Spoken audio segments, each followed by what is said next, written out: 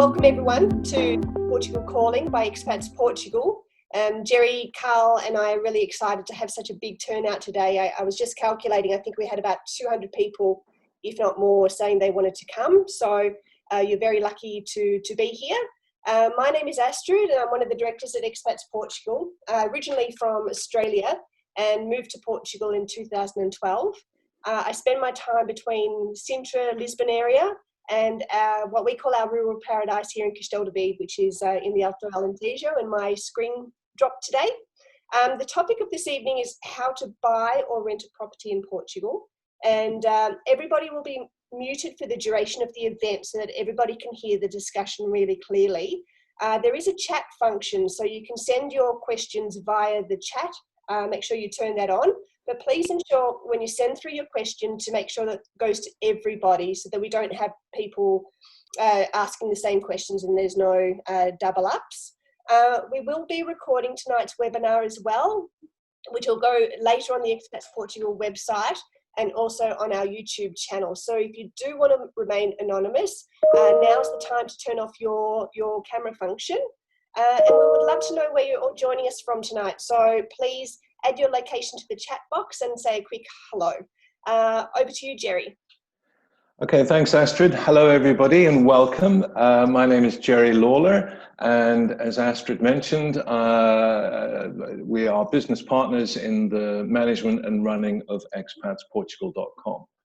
The site was founded in 2005 by Simon Pownell, and he had experienced buying a property here in Portugal and coming in as an expat. And he thought it would be useful to develop a site to help other people to avoid the pitfalls that perhaps he experienced. Simon built up a terrific membership of just over 6,000 members, but sadly he passed away in 2018, and Astrid and I took over the site in 2019. Since then, we've developed and launched an entirely new website and now actively working hard to grow the membership. And I just looked at some statistics in preparation for tonight. In the 7 months that we've been running the new site, we've grown the membership by over 12%, which is over 700 people. And that's 700 people currently interested in moving here or have already moved here and want to share information. Our ethos is very much to be a friendly community, providing information from expats to expats or those who are looking to be expats in Portugal, and as well as adding some value and creating topics of interest, such as this webinar for people who are considering to move here. And that lets me introduce Pieter from enjoyportugal.com. Pieter and his wife Alice are founding directors, and it's best described as a boutique agency offering personalized support to their clients during the entire buying process of real estate in Portugal. So I forgot to mention, I live in central Portugal. I moved to Portugal permanently in 2005. From the UK, but I'm originally Irish by birth, which is very fortunate because I still have an EU passport. So without further ado, I'll hand you over to our excellent and charming host, Carl, who will host tonight's event. Thank you, Carl. Thank you, Jerry. Good evening. Thank you, Astrid. Good evening, everybody. Hi, Pieter. How are you? Hi, Carl. I'm fine. I'm very fine, actually, today. Thank you. Very fine. Fantastic. Great to be talking to you again. We had a lovely time talking to you when you were in the Alentejo last time. Where are you this evening? This evening, I've chosen to be in Lisbon. No, this week I'm in Lisbon, so I'm now having this lovely backdrop of our home/office in Lisbon. Maybe not as exciting as last time in the Alentejo, but hey. Well, what it is. You look like James Bond last time. And this time you've got some Portuguese produce on your sideboard, which is fantastic. Is that a red wine and an olive oil there? Exactly. Yeah. Very good. Very good. Maybe for dinner tonight. Oh, I see. Okay, okay, we won't keep you. We have people from Charlotte, North Carolina. I think that's right. NC, Chicago, Kansas City, Seattle, Atlanta, Switzerland, Cascais in Portugal, Gothenburg in Sweden, Las Vegas, 38 degrees on the way to 41 degrees there. The Cotswolds in the UK, Range County, California, Palm City, Florida, Aberdeen, Scotland, Reading, Berkshire, Orange County. And Devon in the UK, Los Angeles, and some other folks in Devon in the UK. Wow. What a lovely crowd. Let's come away from everybody. And if you care to put your, hello, if you care to put your cameras on, that'll be great. It's lovely to see your faces. But obviously, what Astrid said earlier on, if you don't want to be in the video, I understand. And you might want to change your name as well. So, Peter, I need to know what a boutique agency is first and foremost. Yeah, really. So what we are doing since about 3 or maybe 4 years is helping mainly foreign people to move to Portugal. So that's what we did ourselves. I'm Dutch, and I moved to Portugal in '98. Met my wife Alice back then already. About 20 years ago, we lived together for a couple of years here in Lisbon, and then we moved back to the Netherlands to pursue another career over there. But hey, it's really hard not to be in Portugal. So we decided to quit our jobs in the Netherlands. We were both working with multinationals, and to really spend more time here in Portugal. And we did some investments ourselves in Lisbon and in the center of Portugal. And via these investments, we got a lot of questions, first from family and friends, to help them a bit in also pursuing their dream to buy and to move to Portugal. And from there, we decided to open this boutique agency and really make this our professional career.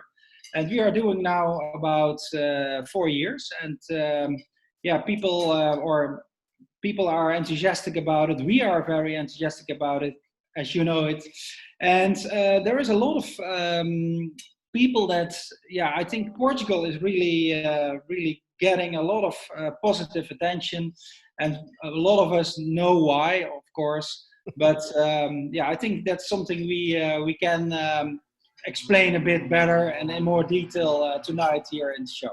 Absolutely, and that will depend a lot on the questions coming in. So don't forget to ask questions. I could happily sit and talk to Peter all evening, but it's all about your questions on renting and buying in Portugal. So don't forget to get those in, folks, in the comments, just as I asked Peter another question. So yeah, fire in your questions. This hour will pass by very quickly if it's anything like the other webinars that we've been hosting.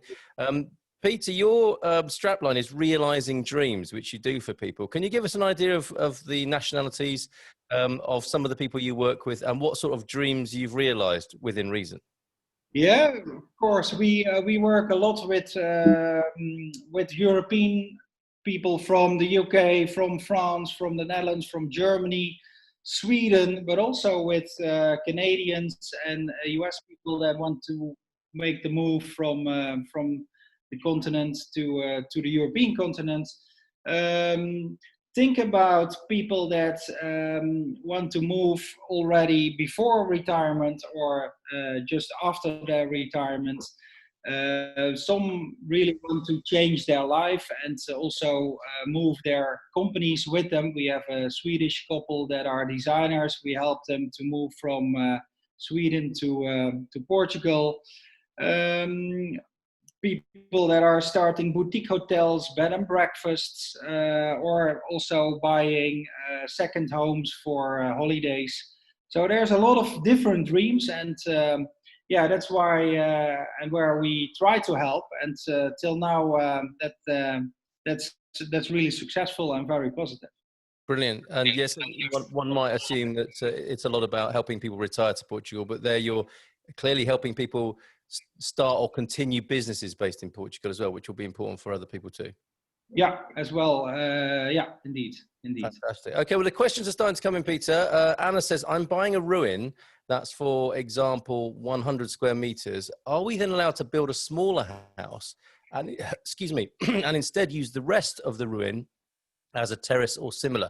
We only want a tiny house, but with much outside space. So this is, I guess, generally, to generalize it, is a planning question, isn't it, really? And how to approach the local camera in terms of what you can do on the land that you buy. What would you say about that? Yeah, very good question. I think in general, because these are sometimes very specific questions and issues, but in general, if you, for example, buy a plot of ground with a ruin on it, and as you are saying, the ruin is 100 square meters, you're allowed to build, or either to rebuild the ruin or to build another house somewhere at the plot, at a maximum of 100 square meters. There are some exceptions, but this is really depending on the council or on the camera where you're buying. But as a rule of thumb, I think it's fair to say you are then allowed to rebuild the ruin or build a new home for the same amount of square meters. In this case, 100 square meters. Excellent. And presumably you advise having a good, friendly relationship with the camera, because I think some people attempted, aren't they, with the idea of off-grid living and to sort of hide away in the hills, to not have much of a relationship with the authorities. Presumably it works well to be open about what you're doing and get advice and create a positive relationship with the local authority. It always helps to have a good relationship, of course, and there are some exceptions. For example, if you're allowed to build a what's that in English? Mansion? Yeah, no, not a mansion, but for example, a garage or something that's not a primary house, but just kind of next to the main house, and then you might be able to build a bit more square meters. Okay. All right, excellent. Over to rentals now then. I hope that helps, Anna, actually, incidentally. If you want to ask a bit more, do in the chat there.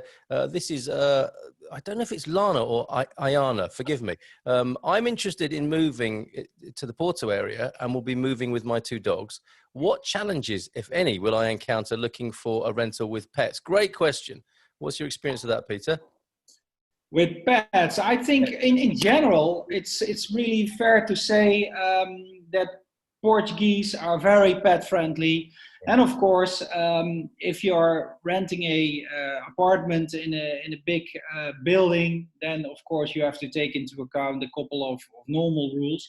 But in general, it's very friendly for pets.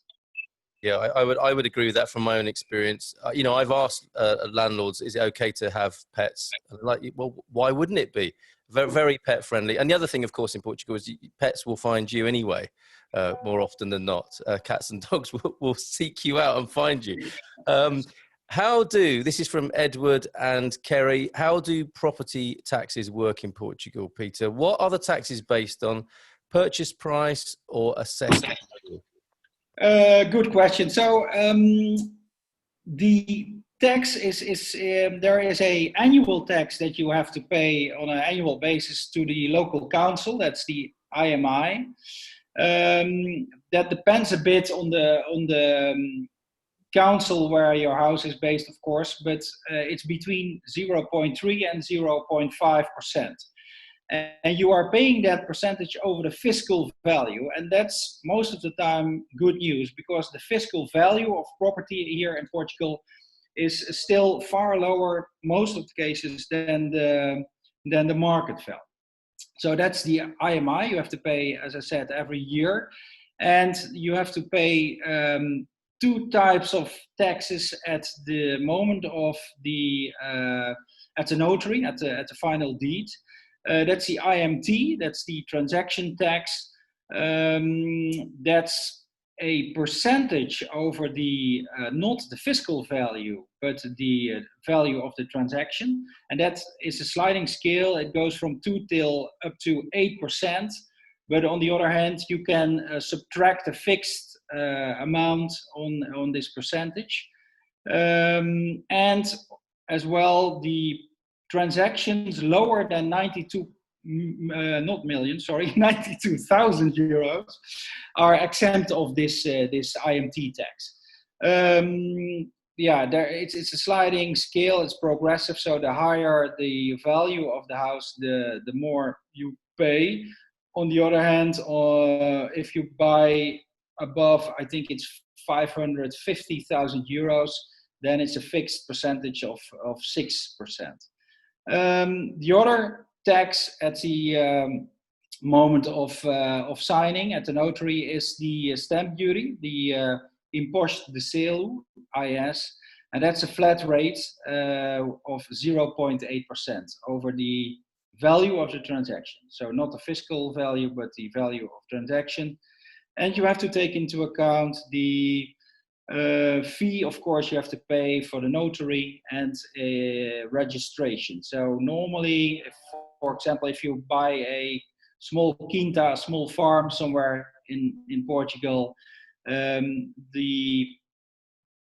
it then consists of two what's called artigos. It's yeah, I don't know if you can translate it to articles, but there is a rural article, so the stones, the house, the ground, and there is this urban article, the stones, the actual house. So depending on the number of artigos, you have to pay the registration fee. Okay, and that's why you need the help of Pieter, because these these things sound like they can get quite complicated. Yeah, I try to summarize it, but it's a bit a complicated thing. Imagine 10, 15 years ago, Gary, you should remember, right? It was even way more complicated. Nowadays, they are trying to keep it transparent, but still, it's a bit complicated. Fair enough, but an easier when you know how, as you do, obviously. Jenny, could you clarify your question a little bit? You're asking, do you have the minimum price range? Is that for the kind of minimum price range of house that Pieter would take on as a client? Let me know if you could give me a bit more detail on that. That'd be great. And a supplementary to Edward and Kerry's question is, do the taxes increase on a yearly basis? How is that factored, Pieter?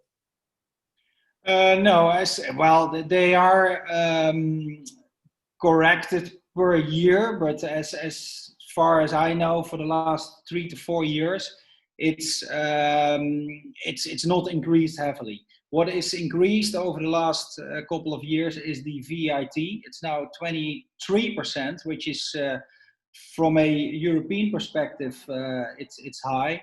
But the taxes for buying houses is more or less, not stable, but it's more or less the same over the last couple of years. And you would hope, given world events, there wouldn't be too many hikes in those taxes as well at the moment. Something probably worth pointing out from a rental point of view is if you're a renter, you don't pay the IMI, do you? It's the owner of the house that pays the tax, not the person living in it, as it is in some countries. Yeah, exactly. So the owner of the property pays IMI. Yeah, not the rental. Which, of course, is something to bear in mind. If you're letting out, you won't be able to pass that on. Well, I guess you could build it into the cost, but you pay it rather than your tenants. Fantastic. All right. Thank you, Pieter. Nina and Henry now. What are the general mortgage criteria in terms of monthly earnings to loan amount? They've heard that your outgoings, including Portuguese mortgage, should be no more than 1/3 of your total income. Have you heard that? So the outgoings, meaning the monthly expenses.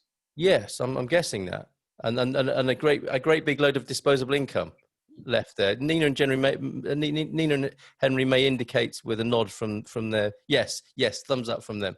Okay, yeah. No, I didn't know that. So what the normal criteria are is, as a foreigner, you can have a mortgage of up to 70% of the market value, and of course the bank goes to do a taxation of the property that you are planning to buy.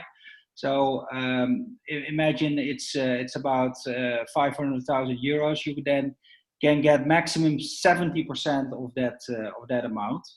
And of course, you need to prove that your either your income from whatever country you're coming from, or your capital situation is sufficient to pay these mortgages. On the other hand, mortgages, the rates at this very moment are as in the UK, and I think also in the US and all other countries, are very, very low. So it's really something worth looking into, because the Portuguese banks are very open to do mortgages for foreign clients. Okay, that's good news. Excellent news. So really, that's the important criteria, the 70%. And it doesn't sound like they'll be too nosy about, what are your outgoings and disposable income, which I think what the question was revolving around there. On to Gavin Esselmont. Thank you for this question, Gavin. Hi, folks. Thanks for arranging this session. Pleasure. I'm coming down at the end of the month to start the process of moving down there permanently in September 2021. Is the starting point to get a fiscal registration and a bank account? And this is a question that I've heard before that would be great to get. I don't know if we can get a definitive answer. Can I get the bank account with a fiscal number and a UK address? Thank you, says Gavin. Yes, as far as we know, yes, definitely you have to open a fiscal number, the NIF, as we call it, Número Identificação Fiscal. And with that number, with the NIF, you can go to any Portuguese bank, and you have to have a proof of address in the UK, in France, or wherever you're living. Some banks are also asking proof of income or other capital proof, but normally it's fairly easy to open a bank account. Excellent. And that last part of that question there, Gavin, about whether I think the distinction that's being made there is, can you get the NIF number without a Portuguese address? And I think where people get confused with that is that if you're applying for residency, you need a Portuguese address. But if you just want a NIF number and pay tax, they'll gladly give it to you based on any address in the world, I believe. And that's my personal experience. And of course, these things can vary from office to office. But I think the general rule, and you seem to agree there, Pieter, is that a foreign address is fine for the NIF number, but certainly not for residency. Yeah, agree. So opening bank account and NIF, fine with foreign address. For residency, you have to have a proof of address here in Portugal. Okay, brilliant. Tyler, you ask, how do mortgages work? We're going back to mortgages now. How do mortgages work for people from outside of the country? You said, Portuguese banks are looking favourably on foreigners coming in and getting mortgages. Do you have any particular experience with people getting mortgages from the US at the moment, Pieter? And what's that process like? Yeah, it's as far as we know, it's the same process as people from other European countries coming to Portugal. Indeed, they are very positive to open accounts and also to do mortgages for US or for other European people coming to Portugal. The process is a bit bureaucratic when it comes to they need a lot of documents, a lot of let's say the last 3, or even other banks are asking the last 6 months of bank accounts from the US or from other countries. So be prepared, and you have to really show almost everything, contracts of work or contracts of retirement statements and so on. But in the end, it's they are a bit bureaucratic, but on the other hand, it's all doable. Yes, so always take your big file of everything with you. Yes. Meetings. Start digitalizing it. That really helps. Oh, does it? Okay, so you can take your iPad along with digital. Yeah. Okay, fantastic. And also get used to doing a lot of signatures or autographs. You are going to be signing like a rock star, folks, when you go to open a Portuguese bank account. You know, double figures at least of signatures. They're not quite paperless, but you know where is at the moment. So yeah, get used to doing your autograph. Really great question here. Which camera district actively encourages incomers? That's a great question from Jenny. Okay, hard to, well, I think in general Portugal is really, really open, but what we at this very moment experience, there is a lot of funds and support for foreigners coming to the center of Portugal, to the middle of Portugal. Think about the region around Tomar, Coimbra, Viseu. These cameras, these districts are really putting their efforts together to create European funds to open small or mid-sized companies. Think about bed and breakfast, or think about opening your own whatever wine estate, or here we go, the olive oil. Because these districts, these regions are of course not heavily dense with people, not yet. Well, I think so. They need a bit of promotion, and that's why the Portuguese government in general is really promoting these regions. Brilliant. Okay, and I think generally speaking as well, it works best, or it appears welcoming, where they've done it before. Okay, so where there's a history of expats, immigrants coming in, and they've gone through these processes. That can take a lot of the heartache away, I think, rather than having to sort of plough an entirely new furrow on both sides. So yeah, you know, and that swings and roundabouts, isn't it? If you go where other people have gone, obviously you're going to have a lot of other expats around you, which you may or may not want, but it might make it easier. But if you go somewhere that's a little bit secluded and they're not used to dealing with foreigners, it might be great question from Peter. Is there a simple guide? I think the emphasis is probably on simple, to buying and renting online anywhere. We're working on it, aren't we, Astrid and Jerry, at the moment? So keep an eye open for that, Peter. From Dominic Galvin in Cascais and Estoril, are most quality rental properties furnished or unfurnished? Excellent question. And then if you could go on to add there, Peter, what are the pitfalls when looking to rent? What should people be careful about? I don't know if there is more furnished or unfurnished. There are both, especially in the area of Cascais, Estoril, Lisbon. There are lots of apartments on the market. There's also lots of demand. So one of the pitfalls is the price, obviously, because you're not the only one looking for a nice furnished apartment in the best area, right? So yeah, imagine, especially in Cascais, Estoril, Sintra, Lisbon, imagine to pay, well, it's not cheap anymore. On the other hand, if you look for rentals outside these areas, and also Porto can be a bit expensive, but apart from these cities and these areas, rentals can be fairly cheap.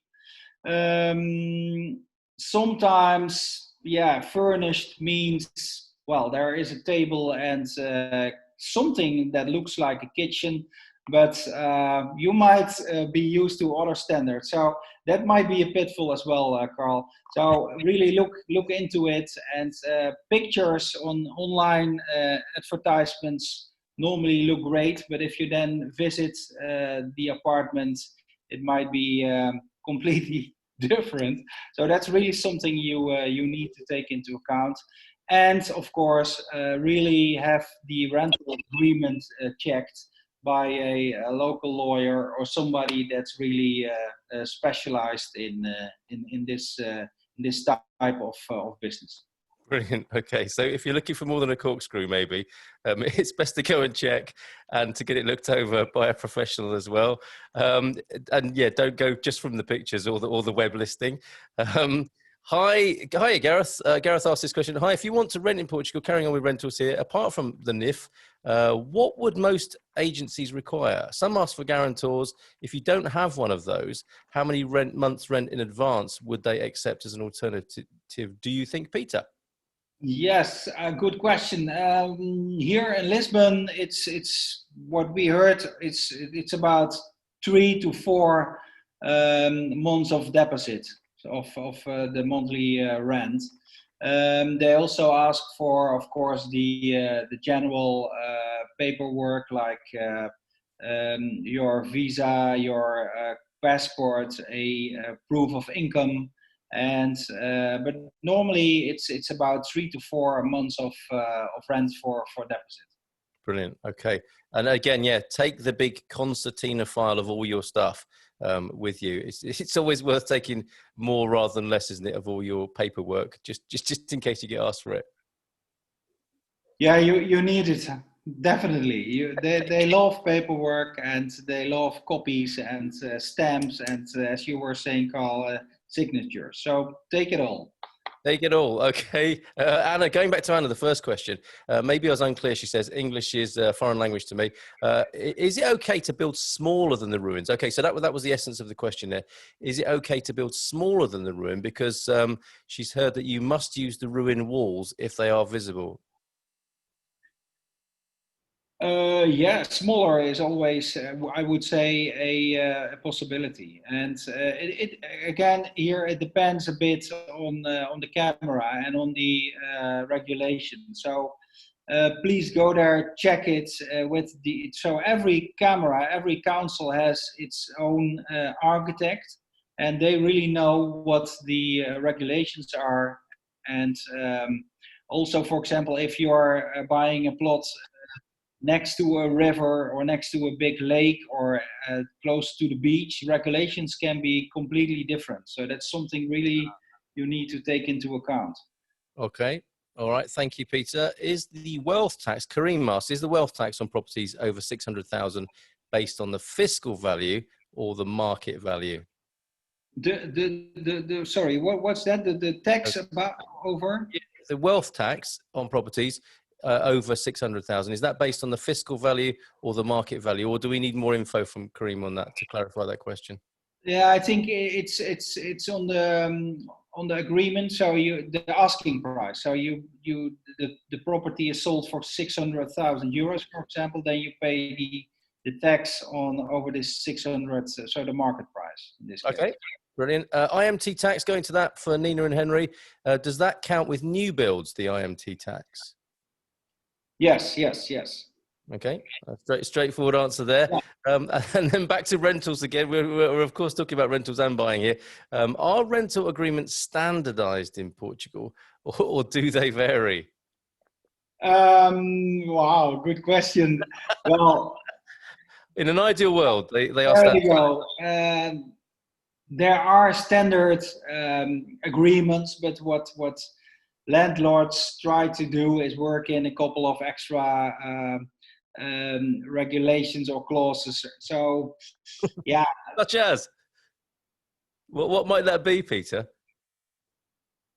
Such as, for example, in the standard agreement, there is written a deposit, but the landlord can say it should be 3 deposits or 4 or even more. Yeah, things like that. So it's no, I won't say there is I can't say there is a standard agreement. No. Okay, so best again, like you said before, to get it checked over just in case there is a little. Yeah, definitely. Yeah. As it gets close to Christmas, maybe then they're trying to raise a bit of extra cash. Okay. Yes, going back to, we've clarified Jenny's question here, and it's basically, who is Peter's ideal client? It's a great question for you, Peter. They want to buy a little plot. Who is your ideal client, and do you help people with little plots? Yes, we do help people with little plots. Our ideal client is a client that wants to move to Portugal and wants to buy either a house. It can be a house of 1 million or 100,000 euros whatever, or a plot or a room. That doesn't matter to us. We like to help people, and we try to support them and guide them through this property purchasing process as best as we can. Fantastic. Okay, and back to Kate's question about rental agreements and standardization. What should be the typical deposit, for example, a 1 year long term rental? 3 months of rent. 3 months. Okay, so that is the standard. This is a great question from Chris. Thanks for this session. How to initiate the process, and how long does it take to get a status of alojamento local? That's the bed and breakfast or Airbnb license you need, right, Pieter? Yeah. AL. It's a very good process. It's efficient. It also depends a bit on the camera, on the council where your property is based. But normally they are very open to start alojament locals. One exception, that's the historic center of Lisbon and Porto, because there was a lot of investment from foreigners in historic neighborhoods here in Lisbon, also in Porto, like in Amsterdam, London, whatever. I think it's Barcelona, a global issue, right? So there is a hold of licenses to alojament local in the big cities, in the historic parts of big cities, I should say. But apart from that, cameras are really open and helpful to grant you a license for alojament local. Brilliant. And the process, how long might that take? A couple of weeks. It depends a bit on the camera, but it's not a complicated process.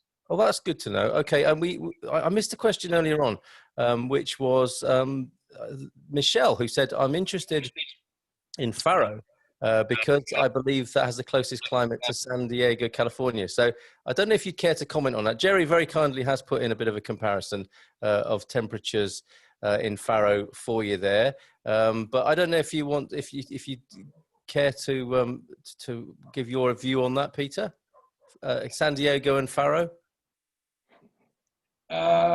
Yes, it's comparable. I have a friend who's living in San Francisco, San Jose, near San Francisco. I think San Diego is a bit more south, right? So it can be a bit hotter.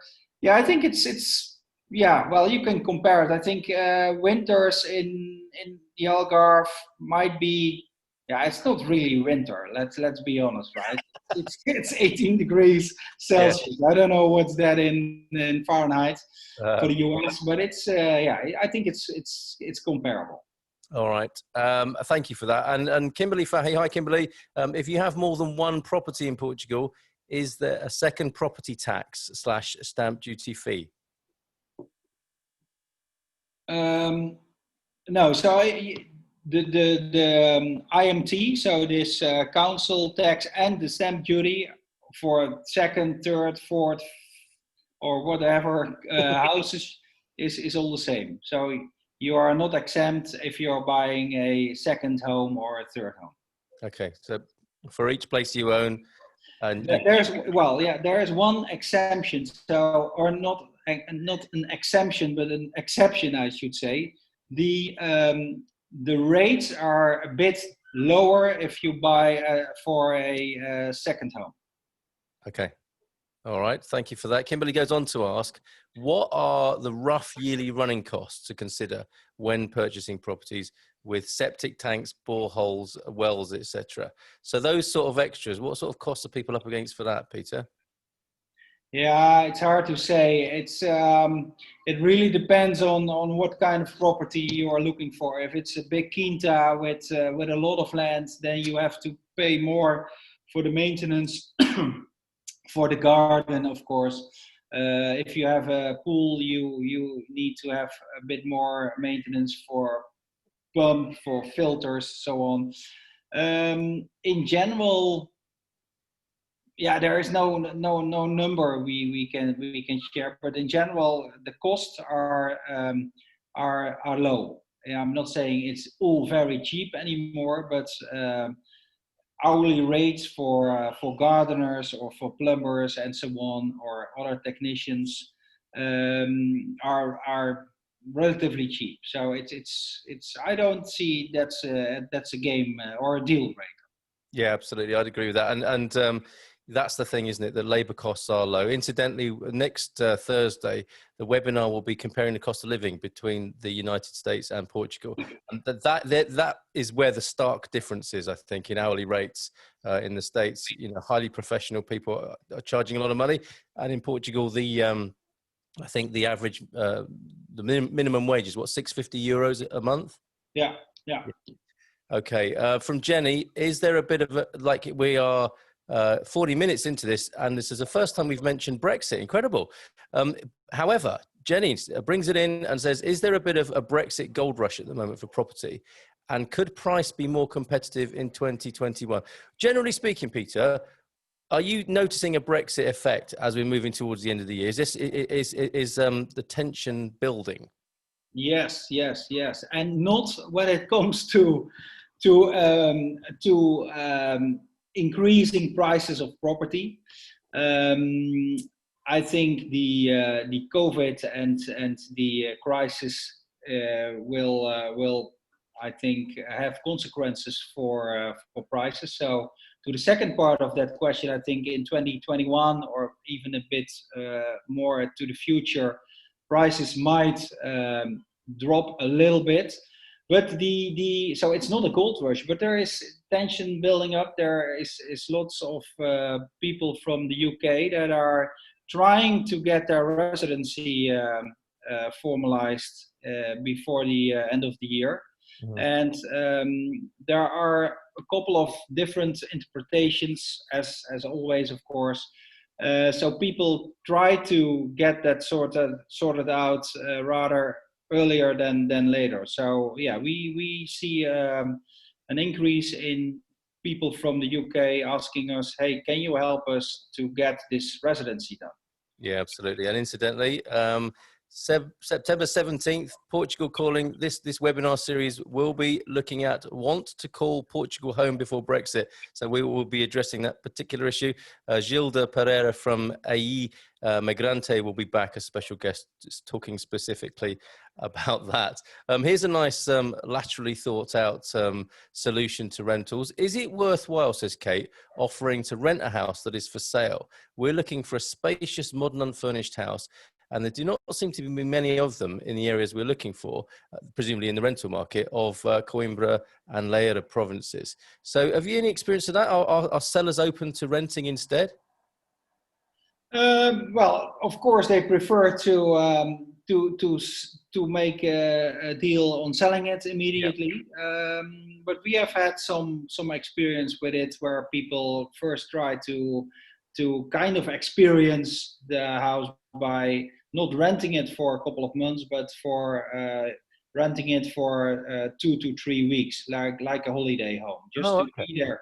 Yes. Yeah, interesting. Okay. But I guess, there's no harm in trying, is there? I guess it's quite a long-winded process to ring up people who are selling their houses and saying, do you want to rent it? But I guess it would be worth a try.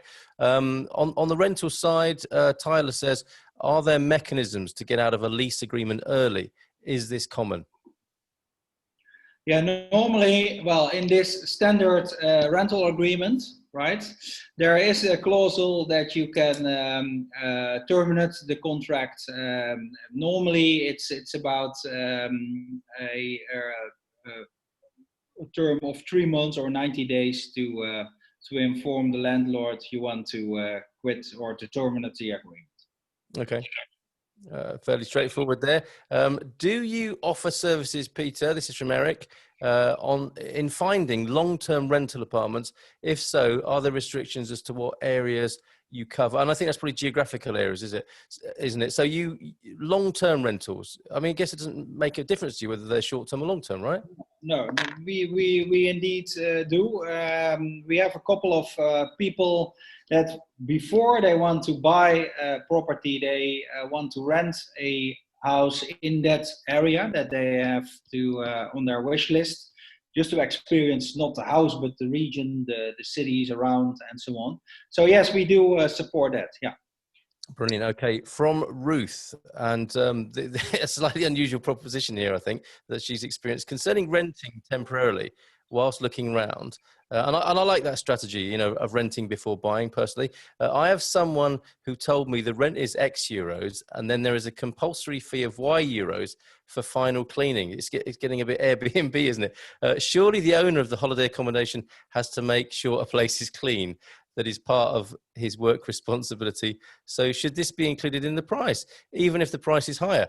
And if it is a separate cleaning price, why not give you the option of cleaning yourself at the end of departure? Is that legal? Is it common to do this? And this is for holiday rentals or normal rentals? It's a temporary rent by the sound of it. But I have to say, I've experienced this personally. The cleaning cost was passed on to me on one rental that we took up, quite disastrously, I have to add as well. But yeah, do the cleaning costs tend to be passed on either at the beginning or the end of agreements, if we generalize that question? No, I think it's not common. All the rental contracts we see is without cleaning. While there is a clause in the agreement that you have to leave the house as it is, right? So you can't make a big mess of it. Then of course I can imagine you will get an extra invoice to clean or to pay the clean, but normally it's not in a contract. No, for holiday rentals there is, but it's yes, not normal for normal mid-term or long-term rentals. Sure, and you'll see this in Airbnb, of course, as well, won't you? The additional cleaning cost. Yeah. Okay, from Dee and Jason. Thank you, Pieter. We're really working you hard tonight. Thank you for all your responses so far. We've got about 30 minutes to go, folks. So if you haven't put your question in, you should do that. And I see we have loads more. So I think we do need to get Pieter back again. What are the typical costs for builders? And again, you know, that's a very general question, but I suppose it is, again, a matter of international comparisons for Dee and Jason. Then what's your experience of employing builders and what the costs are? Experiences are good, although you have to imagine that things like logistic planning and so on can be a bit less efficient than in the UK, US, or other parts of Europe. Mm-hmm. So things might take a bit longer, but quality is good. Prices are normally a bit less expensive than in other countries, but it's hard to say. It depends on what you're looking for. We know people that are building very modern houses with a lot of sustainable and high-tech solutions. Then of course it's more expensive than reconstructing a older building. Yes. But in general, it's fair to say it's a bit cheaper than in the rest of Europe or than in the US, and efficiency might be sometimes a frustrating thing here. Okay, and I think it's true wherever you are in the world. If you ask builders to do things they're not used to, that will take more time and probably more expense. And on that note of sustainable building, you know, ecological or environmental features that people are looking for, Anna asks, are there any special rules or benefits for sustainable building and housing? Are there any perks, basically, I think she's asking there, for building in a sustainable way? Not that I'm aware of. That might be in cities, but as far as we know, we don't see them. So it's always very good to ask your construction company or the installation company if they know, but as far as we have seen, there is no perks or no funds for that. Okay, Tyler asking, and this hadn't occurred to me, but how do you feel the freeze on mortgage payments will affect real estate prices? So I'm not sure if I get that question right. So the freeze of mortgage prices? What I'm thinking this might be is that the banks, the mortgage companies, have frozen or have given people holidays on payments. Yeah. Yeah. Do you think there'll be a knock-on effect in real estate generally because of that? I think the mortgage levels will stay more or less the same. What will have an effect here in Portugal, and that's my personal opinion, is that the prices of property will, in my opinion, will decrease a bit. Okay. All right. Thank you for that. Some questions coming together here. Edward and Kerry and Kate, can Pieter find us a rental? Absolutely. Does he do that? Yes, for sure. And she says estate agents have been pretty useless. Pieter's your man, I think. Pieter, what are your fees to help people to buy or rent? Can we have the slide, Astrid, that shows all of Pieter's services? This is the service you get from Pieter. Can you give us an idea of what the costs are, Pieter, for this? You do all of these things that are on the screen at the moment. For anyone listening in the podcast later, if I could just read through that before you answer that. Documentation, rental support, buyer support, negotiations, technical inspection, legal support, financing, documentation, and utilities. And then others, and I'm sure there are many others, but we have here internet and insurance. And obviously internet is a big thing for people. I know you've got some fantastic anecdotes about that. For premium members, you're giving 10% off as well. How do your charges, your fees generally work out? Thanks, Astrid, for that. For the documentation and the organizing the application for residency, opening bank accounts, this fiscal number, this número identificação fiscal, the crew, the certificado residencia, which you need, and it's a hot topic now for UK people. We normally have a fee of €250 per person. So depending a bit on the on how your family, but that's a bit the fee. Buyer support, that's another thing we normally do, is about 1% of the purchase price. So imagine if you buy a house of 250,000 euros. 250,000 euros, then it's 1% of the price. Rentals, that's a different thing, depends a bit on the region. So rentals, we can look into rentals, for example, in cities like Lisbon, Porto, but also Coimbra, Tomar, Viseu, which is more or less the region that we are working in. On a more regular basis, so that has a different fee than more remote regions. Superb. Okay, and as I said there, Pieter is very kindly offering 10% off for Expats Portugal premium members, and by the sound of it, you get your money straight back there. You get your €25 premium fee back in your first transaction with Pieter, for example. Lots of other benefits for premium members. So back to the questions, and we'll see how many we can squeeze in before time's up at 9 o'clock. From the Greeners, hello the Greeners. Do you know if renting temporary accommodation, such as a holiday home, would be acceptable as part of the residency application? We're thinking that we just need enough time to look around for somewhere to rent long-term or to buy. Thank you from them.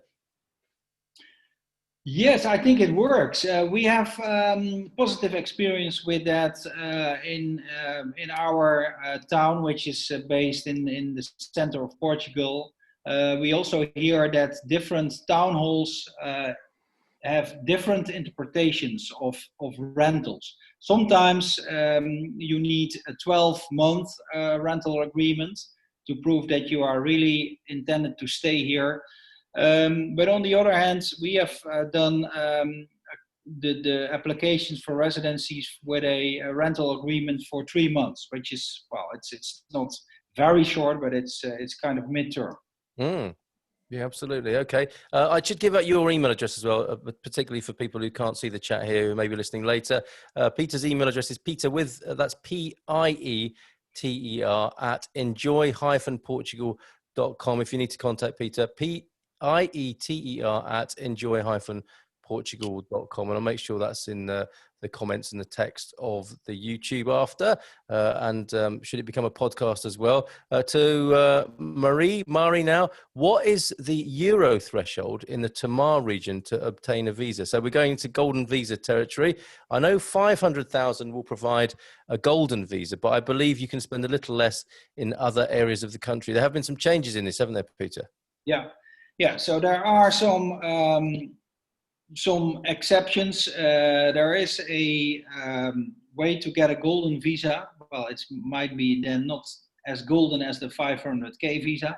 But when you buy property which has to be renovated, so think about old buildings or old houses that really need another investment on top of it, and then you can enter this golden visa program with 350,000 euros. Okay, brilliant. So 350 is the threshold in some of those other areas of Portugal. So can you give an idea of what you would charge for a Leiria rental fee and a Lisbon rental fee, Peter? Can you do that now, or do people need to email you about that and talk to you specifically? No, that's okay. Yeah, well, always happy to answer emails. But normal fees for rental, arranging rentals is 1 month of rent. So if the rent is 1,000 euros, it's a 1,000 euro fee. If it's 750. Plus, if we then also do the management, it's 6% of the rental per month. Okay, thank you for that. And final question, I think, tonight. Do you deal with Madeira? And let's take in the Azores at the same time. Have you had any business dealing with the autonomous districts of Portugal, Madeira and the Azores? No, unfortunately not yet. No, we are really focusing on the mainland, on the continent, and no, not yet Madeira, neither the Azores. No. Okay, I think that's Peter Morris who asked that. I think he's open to that. Peter Morris, should you wish to use Peter's services over there in the islands. Okay. Pieter van Nuenen, thank you so much for another sterling job. We've worked you very hard again tonight. I think we've covered all the questions there. If we didn't, Peter's email address once again is Pieter, Peter spelled that way, at enjoy-portugal.com.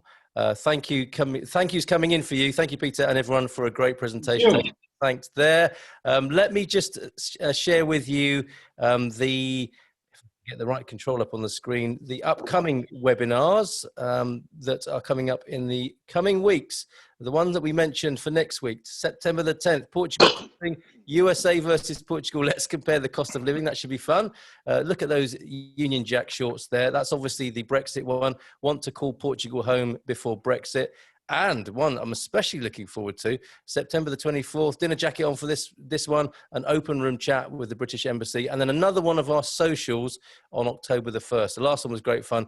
Looking forward to another one on October the 1st. I'm going to stop sharing that and hand you back to Astrid and Jerry. Peter, thank you so much. You're very welcome. Thank you, Carl. And thanks for everyone to be on this webinar. If you have any questions, you've got my email address. I'm happy to answer questions via email or to set up a call or whatever. So I hope to see you soon here in Portugal. Thank you. Could you show some on-screen appreciation for Mr. Van Nuenen, please, everybody? Yeah, I need to get that on. There you go. Nice. Thank you. Jazz hands from everybody. Fantastic. Thank you, Peter. That was amazing, and I think there's a lot of valuable information there. I think I just wanted to reinstate that you're able to do all of this for people even if they're not in Portugal. Was that correct? Yeah, very correct. Yeah, if they wanted to make their journey here a lot easier, then obviously engaging your services whilst they're abroad would be simply amazing. And I know that I was house hunting recently, and just getting the attention of some of the real estate agents was just dreadful. And and also to find the ones that speak very good English, so there was no language barrier. So it's always good to have an advocate such as yourself in between, knowing that you work for me and not the real estate agent. So you're all credit to your service. Great. Okay. Yeah. Thank you. I just say thank you. Add my thanks to Pieter and to Carl, who's also done an excellent job, and to Astrid for the smooth operation of tonight's meeting. Thank you all very much. We look forward to talking to you and seeing more of you on our website. Thank you. Great. Fantastic. Thank you. I'll say goodbye now. I've got to go to a wine tasting. Bye for now. Bye. Portuguese Redfin.